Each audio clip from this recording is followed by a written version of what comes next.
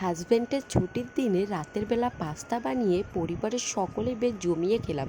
আবারও চলে আসলাম ছোট্ট একটা মিনি ব্লগ নিয়ে, কারণ তোরা মিনি ব্লগগুলো দেখতে ভীষণ পছন্দ করো।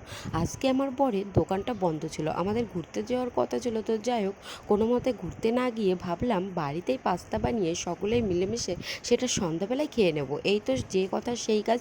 এখানে আমার বর্মশাই সমস্ত কিছু কিনে এনে দিয়েছে, আর আমি এক এক করে সমস্ত কিছুই কিন্তু রেডি করে নিয়েছি। তো দুজনে মিলে কাজ করলে কাজটা কিন্তু অনেকটাই এগোয়। আর ও যেদিন বাড়িতে থাকে সেই দিন কিন্তু ওর পছন্দসই খাবারই কিন্তু রান্না করা হয়। তো যাই হোক, এখানে হচ্ছে পাস্তাটা বেশ ভালো করে আমি সিদ্ধ করে নিয়েছিলাম, তারপরে পেঁয়াজটা কুচানো করে ভেজে নিয়ে ওর মধ্যে দুটো ডিম দিয়ে সুন্দর করে ভেজে নিয়ে এই তো এখন সিদ্ধ করে রাখা পাস্তাটাও কিন্তু দিয়ে নিলাম। আর আজকের পাস্তা রান্নাটা সত্যি অসাধারণ হয়েছিল, যে খেয়েছে সেই কিন্তু ভীষণ ভালো বলেছে, কারণ আজকে রান্না করা হয়েছিল আমি আমার মনের মতো করে কিন্তু রান্না করেছিলাম।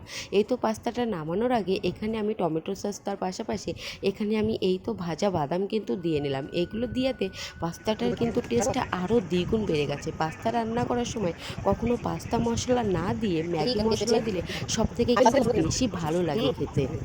এই তো এখানে আমাদের পাস্তাটা অলমোস্ট কিন্তু রান্না কমপ্লিট। এইবার তাড়াতাড়ি করে আমরা সকলে মিলেই খাওয়া দাওয়াটা সেরে নিলাম। কারা কারা পাস্তা পছন্দ করো জানিও।